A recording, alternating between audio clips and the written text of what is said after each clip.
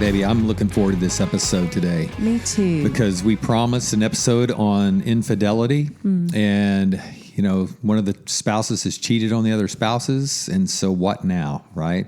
So a lot to say about that, and I wanted to be able to take our time because we kind of rushed through just some of the high level stuff at the end of last time. Yeah. But before that, we have a really important announcement. We let the cat out of the bag about the book, but I'm holding in my hot little hand a copy of A Testament to My Wife, A Light for the Lost, Confused Soul, by yours truly, written about you, baby. Proud.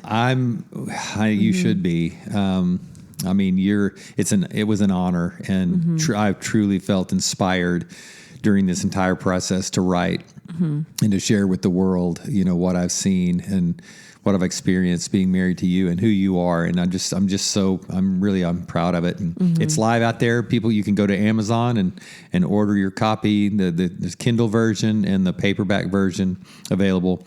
I bet you could put the link. The link will be in the notes to this. And go pick you up a copy.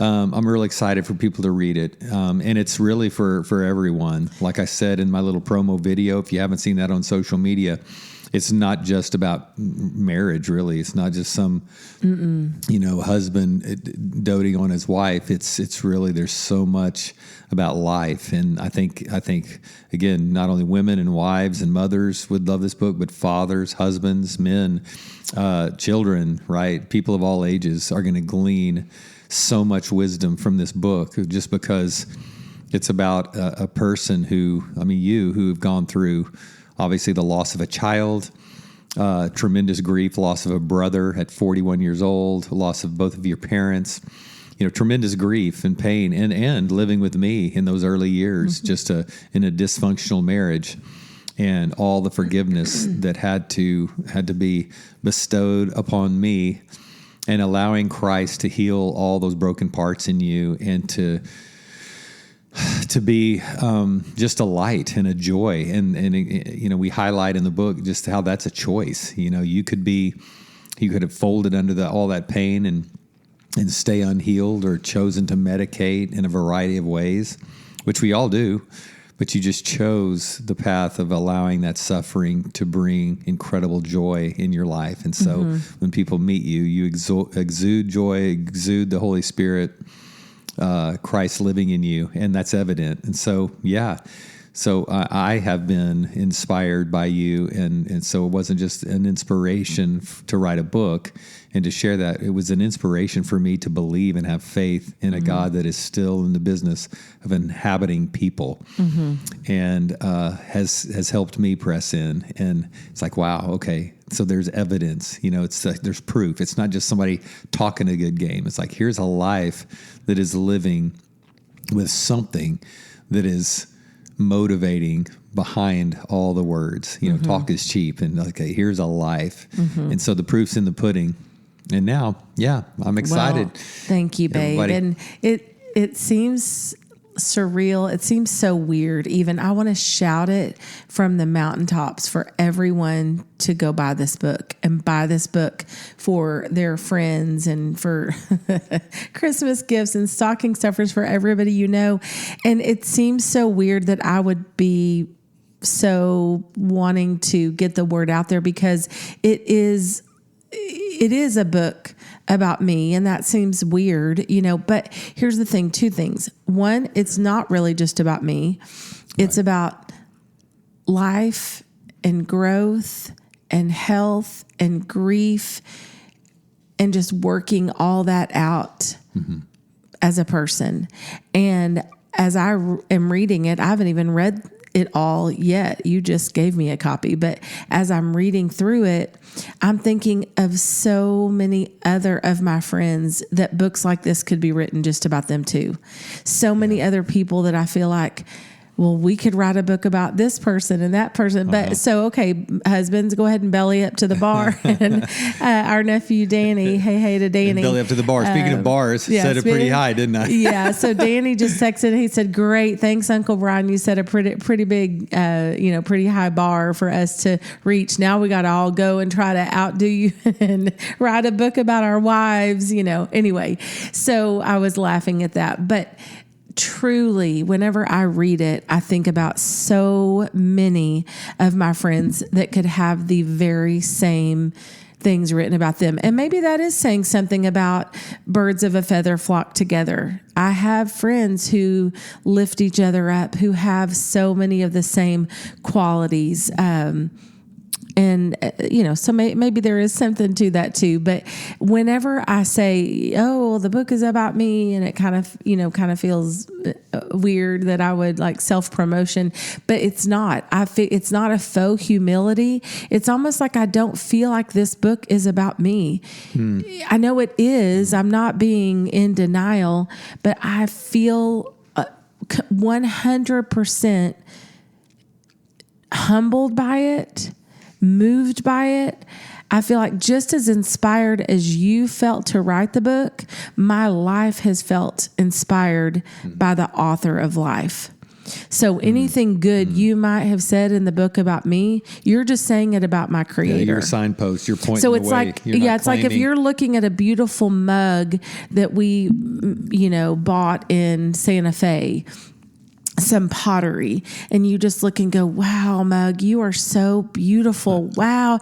I mean, it feels, the compliment feels nice. I'm not going to say, "Oh, that I don't respond to that at all," but it's, the mug really just says, "Hey, that has to do with everything about the potter."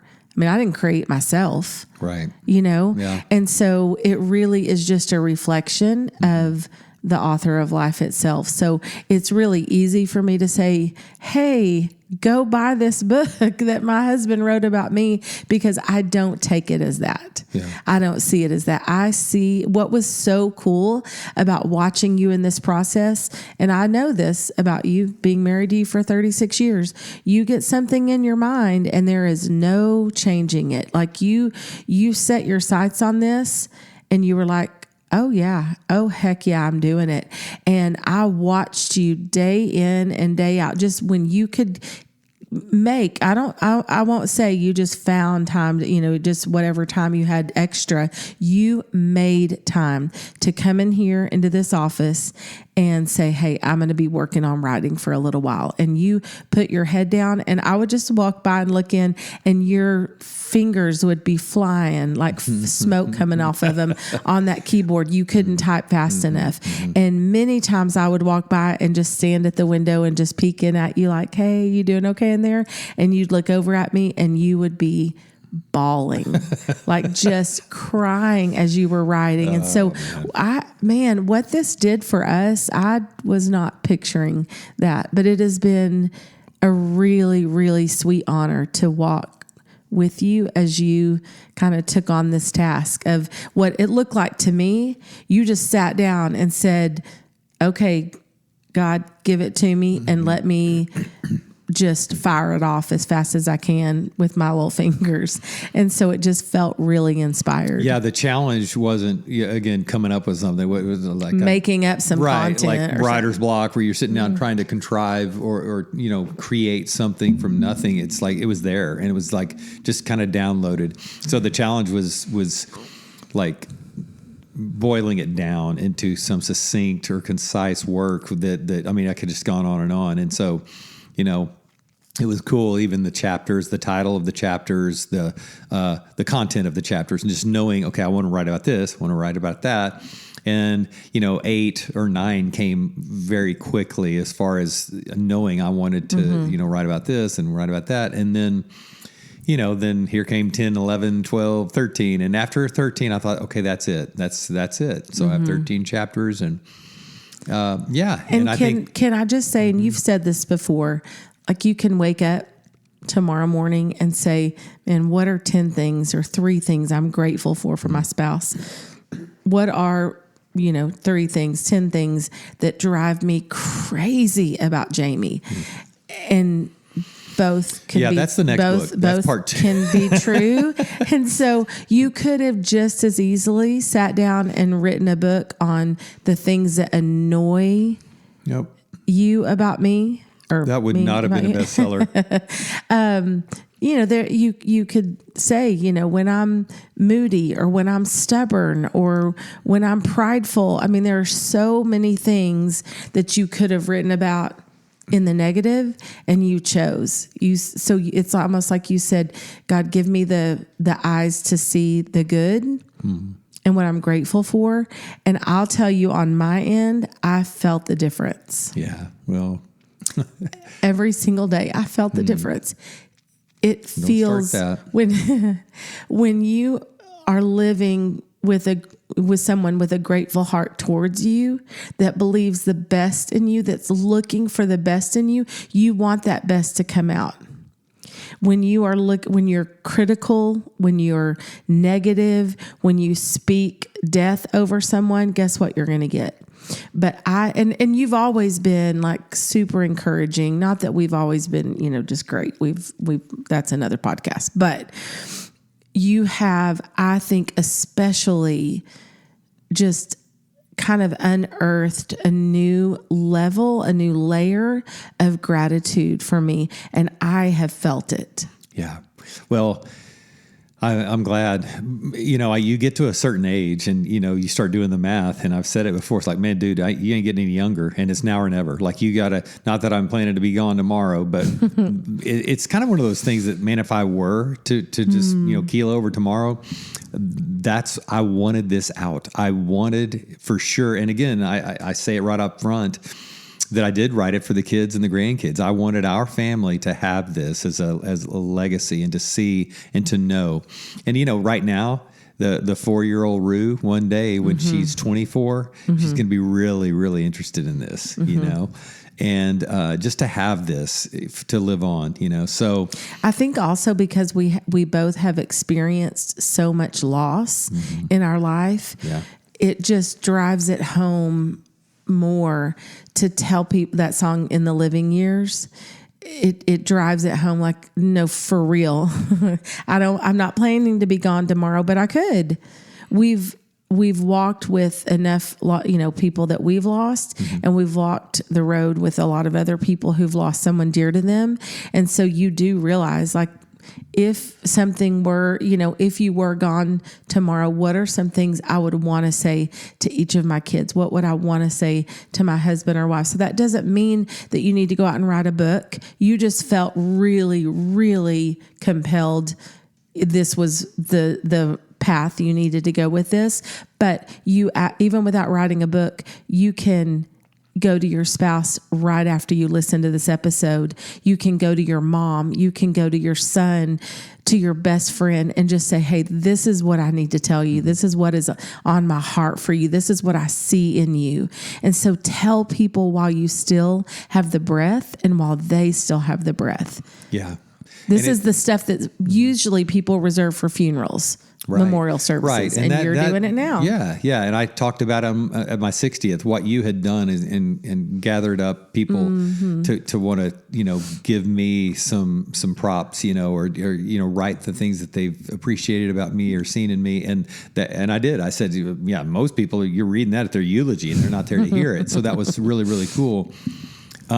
So there's that aspect. You get to hear it now, but it's not, it wasn't even, and yes, it was, when I said for the kids and grandkids, and like I said in the book, halfway through, or in the little promo video, I just thought, man, more people than just my kids and grandkids need to hear this and to read this. It's not lost on me that many husbands don't want to write this book, and some wives, you may think, as you just said, we could all have a book written about us, right? Because God is in us all, and He created us unique and on purpose and with purpose, and we have all got those gifts. But so many times it gets buried, and it's in it gets smashed, right? It gets covered up, it gets demolished, it gets destroyed.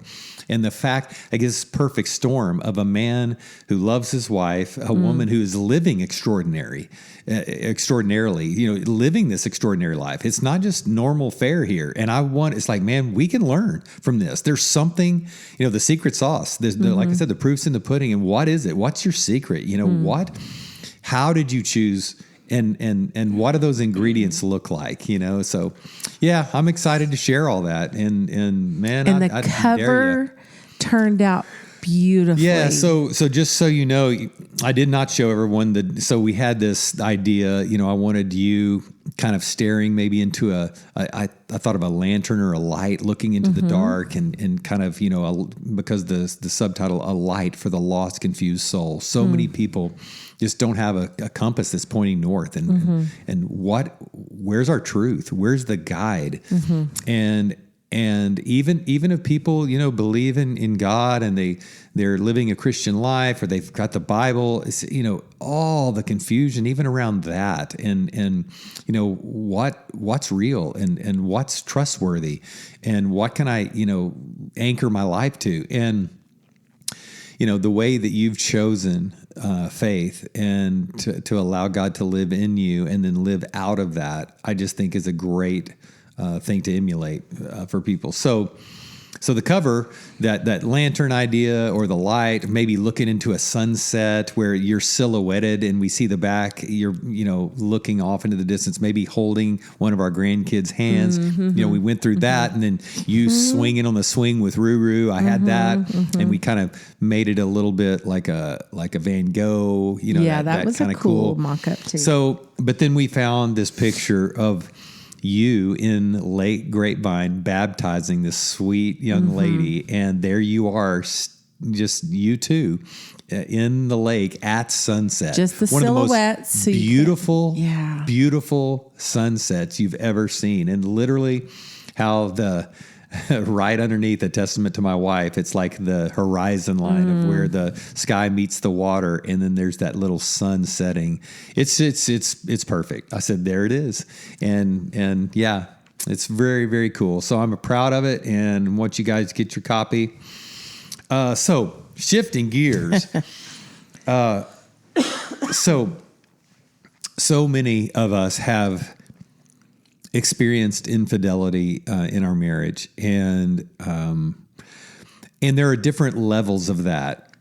And so I heard today, literally somebody that we were talking to when I said something about cheating, and they said, well, it was an inappropriate relationship, right? And so, yeah, well, that's cheating. And people can say, well, is it really adultery if it's just chat, or if it's pornography, or what about one night stands, and what about or one night stands, and what about if there's alcohol involved? So there are a lot of different scenarios and different circumstances, but it's always going to be devastating. There's different levels of restoring a marriage and recovery after some of those events. I mean, different protocols depending on what the situation was.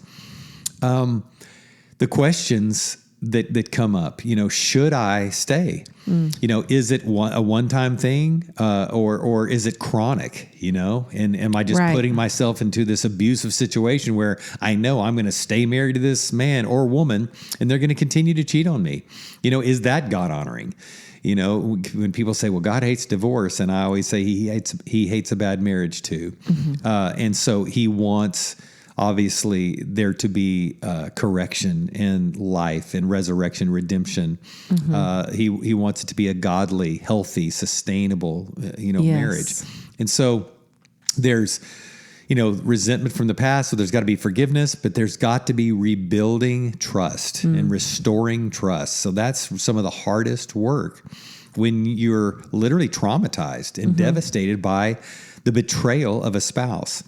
And so there's just so many things to talk about here. And I think today, rather than this being some very, clinical by the numbers thing, it's not going to be that. We just wanted to mention so many of the things that we talk about with couples, just to kind of drop some of the, if you will, the signposts along the way to say, okay, you're going to experience this. There's going to be this phase. There's going to be this. So that if you're hearing this, maybe it'll just jog a thought, like, and answer a question, like, is this worth it to fight through this?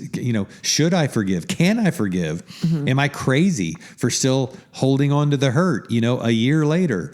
And so there's going to be a lot to say. Before we dive, in too deep, I do want to say this. Because we've worked with so many couples, we've read, so many authors, we've listened to podcasts, and there's so many resources out there for this. If you have a good one, when you listen to this podcast, wherever you listen, just if there's a comment section, go ahead and comment. Yeah. Email us. We would love to share any good resource. Yes. If you have found a good counselor that you've worked with, whether not just long haul marriage, but if you've worked with a counselor, a therapist, a marriage coach, anyone who you think was very helpful, a podcast you listened to, a book that you read that really, or that you worked through. Some of the authors I just want to mention again, because out of all the marriage books, we've mentioned a lot of, Jimmy Evans stuff, Marriage on the Rock. That has been so helpful for us over the years. And not even right now, I'm not even talking about specifically for infidelity, but just he's one that we've talked about, Jimmy and Karen Evans, with their Marriage Today ministry. And now Exo Marriage, that was started by Jimmy and now has been carried on by his son Brent. But also the Gottmans, John Gottman, and what a great resource he is for marriage. And the Relationship Cure, I loved that one. I love the 7 Principles for Making Your Marriage Work. Shaunti and Jeff Feldhahn, Shaunti Feldhahn with her for couples only, for men only, and for women only. But one of the best resources for recovering from infidelity is a book by Dave Carter, and that's Carder, and I will drop this in the notes as well. And it's called Torn Asunder, Recovering from an Extramarital Affair. That book has been so helpful for so many couples as they work through this. And I just wanted to literally just read this. It says, Torn Asunder sorts through the factors that contribute to infidelity and then maps out a recovery process for both partners. So the recovery is a process.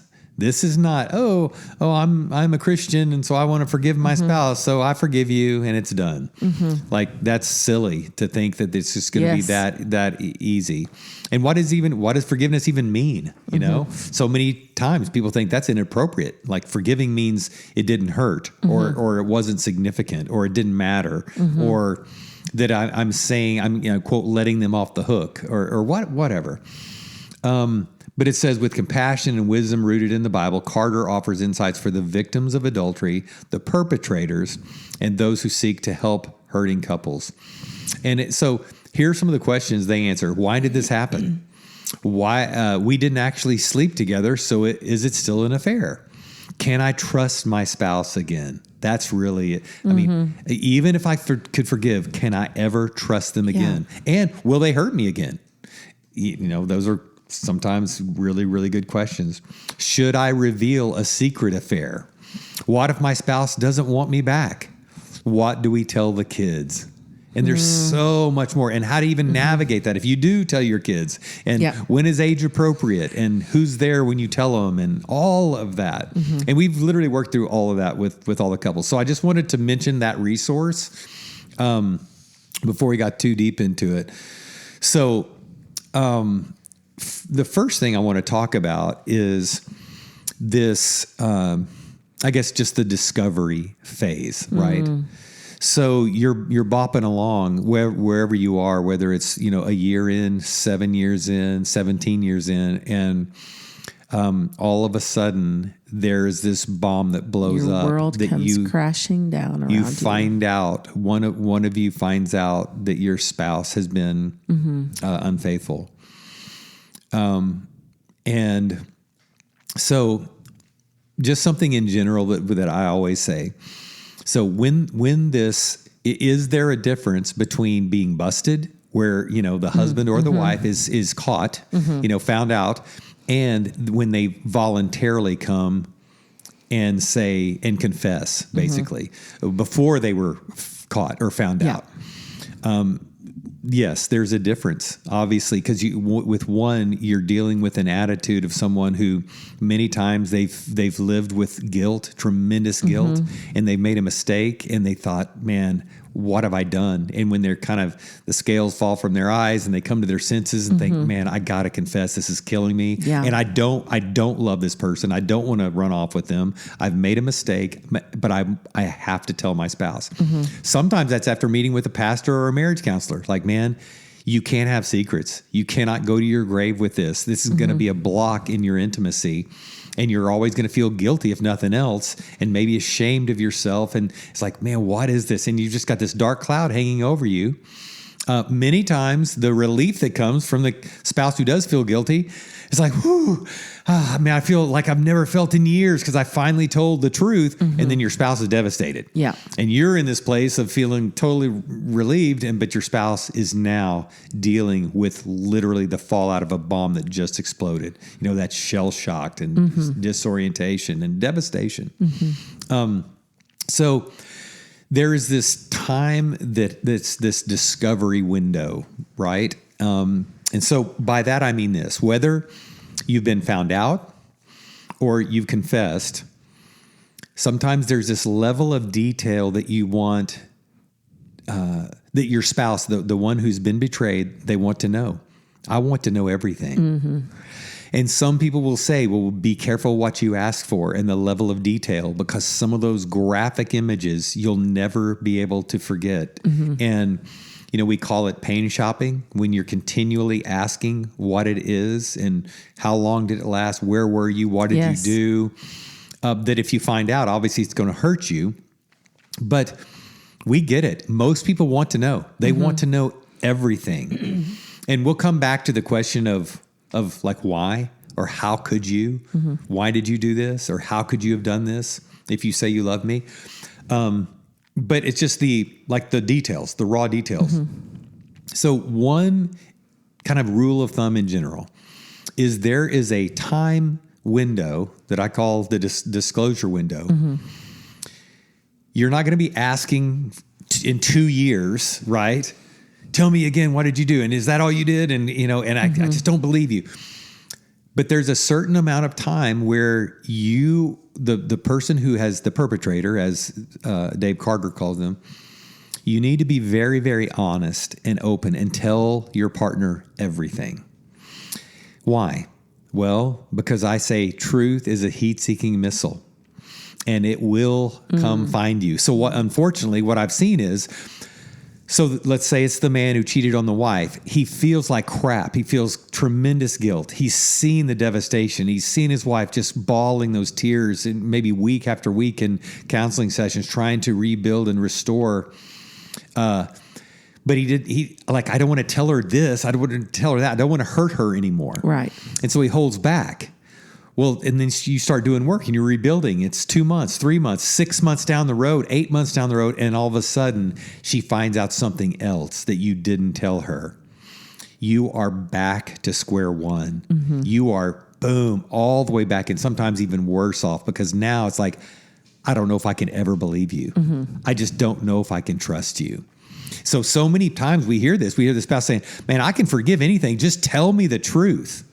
Just tell me the truth. Yeah. So no matter what you think is best, you have to tell the truth. You have to be honest. No matter how much you think, oh, well, I don't want to hurt her anymore. I mean, she's already hurt. She's already broken. It's like, yeah, just tell it all now. So yeah, anything come to mind on that for you? No, I've found that to be true. Yeah. I understand that the other spouse, the offending spouse, I'll call them, if they think, I can't possibly kick them while they're down, or say one more thing, or add anything to to the hurt that I've already put on them. And so it seems like maybe it's better to withhold it. And maybe later the spouse, like you said, that maybe they find something else out, or maybe the offending spouse just is more and more convicted and feels like, I really want to tell him this too, to be completely free. So I'm with you. Like whatever you can tell them up front, just get it, rip the Band-Aid off and just tell it all. Yes. And so that's the disclosure window, is tell it all now, because the truth will come out.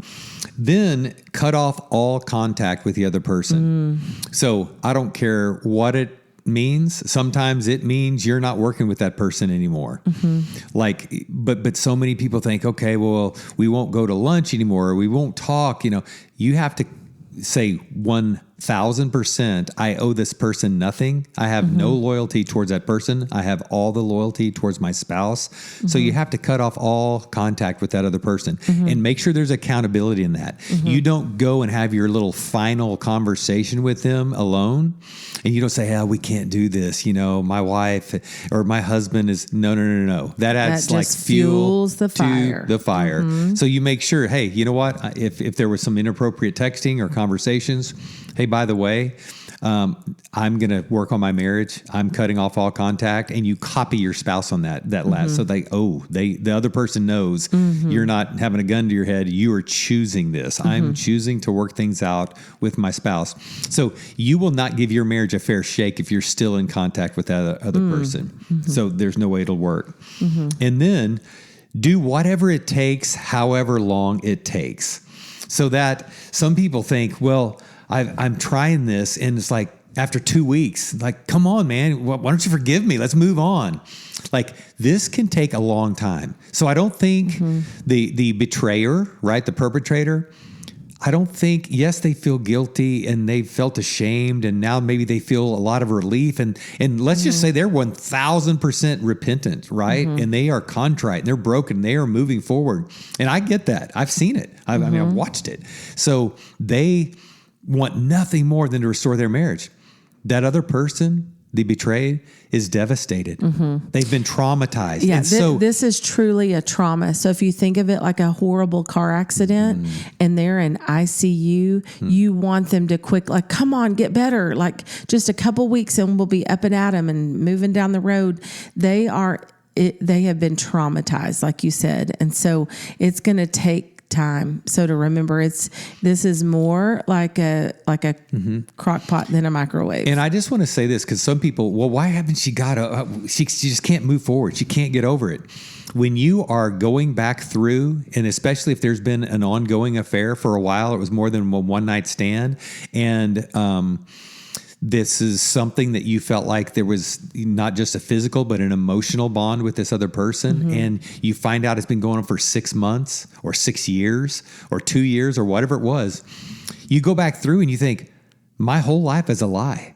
My marriage, like what? It wasn't even true. And so you start you'll going find back those to pictures. You were on vacation and you realize, wait a minute, maybe this restaurant, this hotel, your own bed, your house. Some people have had to sell beds. Some people have had to move, literally get rid of that house. Like they've gotten rid of vehicles. So you do whatever it takes. And so I would just say, if somebody thinks, well, man, what about a year? Is that too long? A year is still pretty fresh, I got to say. 2 years is kind of an average that I've seen. It takes about 2 years before some of that hurt and trauma and just pain. And some people would say, well, no, Brian, it never goes away.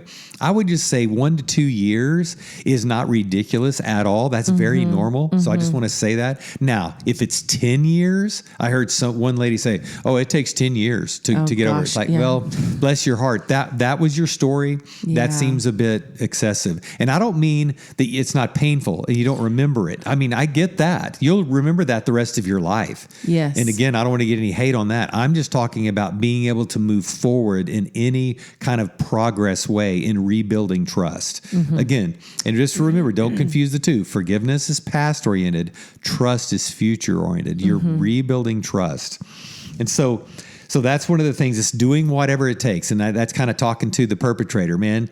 You bought the ticket. You're going to see the show. You made your bed, and you're going to lie in it, right? And that's not to make them feel any more guilt or shame. No, man, you've been forgiven, but you did this, and so you're going to whatever your spouse needs to feel safe and secure and to trust you again. And then the last part is just remember this.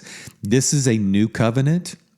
The old covenant is gone. The old covenant has been broken. So you're not restoring that old. You are you're not repairing the old. You're building a brand new covenant. You're building a brand new relationship. And what we've seen, and you may be just about to go into this, but when people can be full of grace and full of understanding and allow that time for healing to come, for that repair to come, when they bring everything out into the light, when they look for community, when they look for accountability, and they both say, we are ready to rebuild this marriage. Like you said, the old covenant's gone. We're going to build a new covenant, a new marriage. You don't ever, it's not ever like, well, we just want to get to where we were before the affair, like BA. Like, no, you don't want to get to where you were before, because the affair was just a symptom. So what we try to do with couples is get to the bottom, not what happened, but why did it happen? Let's go to pre-affair.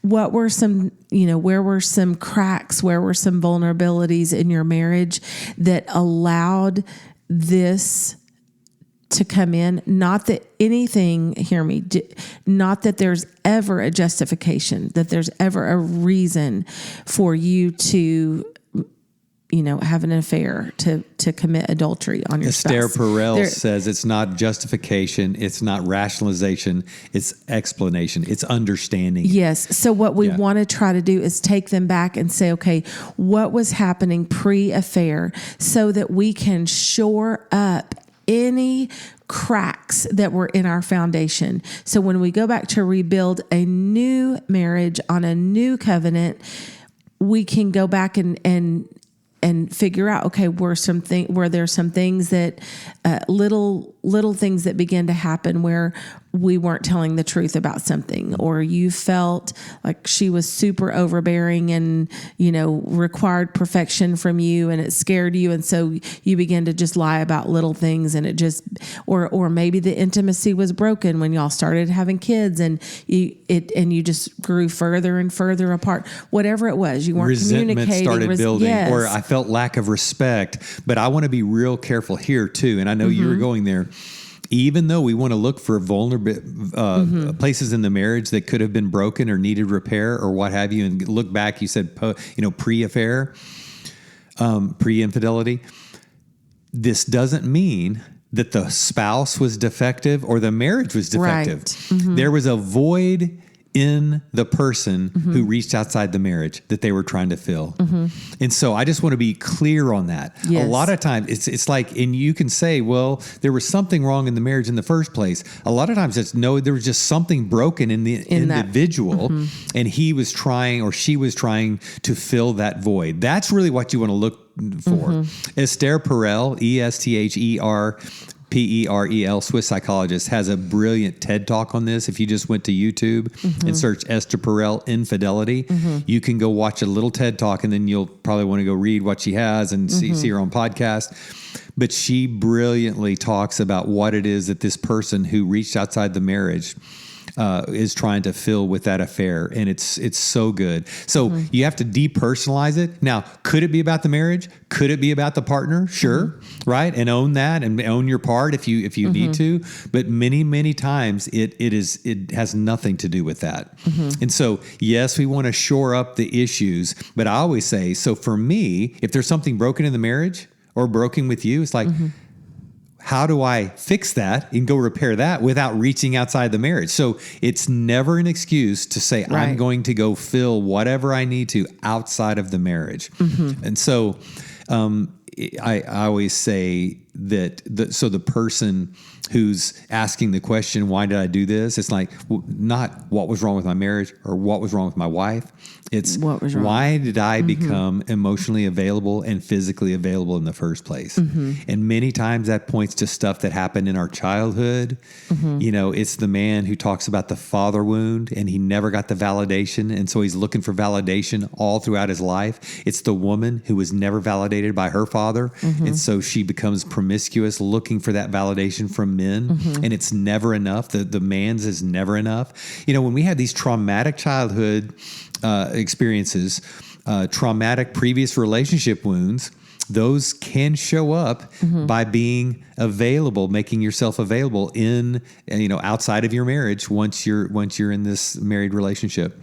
So that's a key point. Yeah. And I think it's really beautiful when we've watched couples who they're both willing.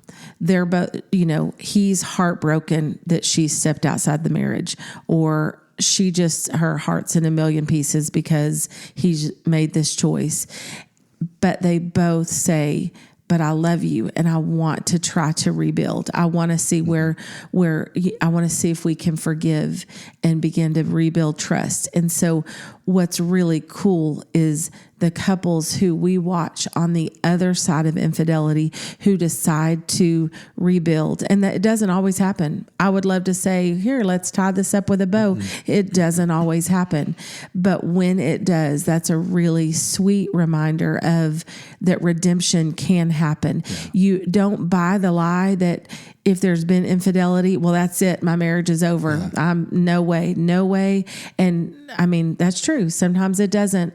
You cannot rebuild. You cannot repair, but many times you can. And so we've had a front row seat to see some couples who've said they gut it out and they stay in accountability and they take responsibility and they own it and they talk about how to rebuild, and we help them walk this out into a new marriage, a new covenant. And that's a really cool thing. And then one step further is when they then can help a couple who the bomb just went off in their life. So I would say if this is your reality right now, don't stay in isolation. Yeah. Reach out to us, reach out to a pastor, to a coach, to a counselor, to a therapist, to a trusted friend who has a lot of wisdom, and don't isolate. Don't just try to gut this out on your own, because many people, you're ashamed. You just feel so ashamed. You don't want to share that this has happened. And so you suffer in silence. And I would just say getting help, that's perfect, James. You have to get help. One of the things, I mean, there's so many things that just keep coming to mind, but I think we're going to have to wrap it up for this episode today. But it's that, should I forgive? Like, can I forgive? Man, I just want you to hear, everyone to hear us say, man, if you just feel like you just can't, I just can't trust this person, you know? So I get it. Nobody's going to judge you. Man, we love you. And if we're working with you and you just say, man, I just cannot do this, we get it. You know, infidelity is one of the hardest things to get through and to recover from, and to not build that resentment or just have the lack of trust. Sometimes there is sexual addiction by one of the spouses. Sometimes it's a chronic condition. And I don't mean that can't be treated, you know, and somebody can't be, you know, restored from that. But sometimes there is a chronic condition, and it's not, again, you're not forgiving at all. You're just saying, okay, I'm going to sign up to be cheated on over and over again. And that's not good. That will literally kill you. It'll crush you. That's not a God-honoring covenant, obviously. But on the other side of that coin, many people would think, oh, it's weakness. In our culture today, it'd be weak if I forgave him. It's actually one of the strongest things you can do to choose to forgive your spouse. Nobody's got a gun to your head. Again, we won't judge you if you say, I can't do it. But if you do, like Jamie said, if you do try, it's incredible to see what can happen. And so, but you will have to have someone to help you walk through that and guide you through that process. Yeah. Yeah. So we are here, man. Jamie mentioned a lot of resources, but man, long haul marriage would be more than just honored and privileged to walk alongside you. And what I love is we have couples that when we do work with those folks, have couples that have been now they're on the other side of that. They have rebuilt and restored an incredible marriage and a new covenant, and they are willing to tell their story and walk alongside these couples who are hurting in the devastation of that moment, and can help be a guide to walk them through it as well. So we'd love to hear from you. Comment, share any resources, and we love you guys. And as always, we're praying for you. And until next time. Have a great week and go buy the book.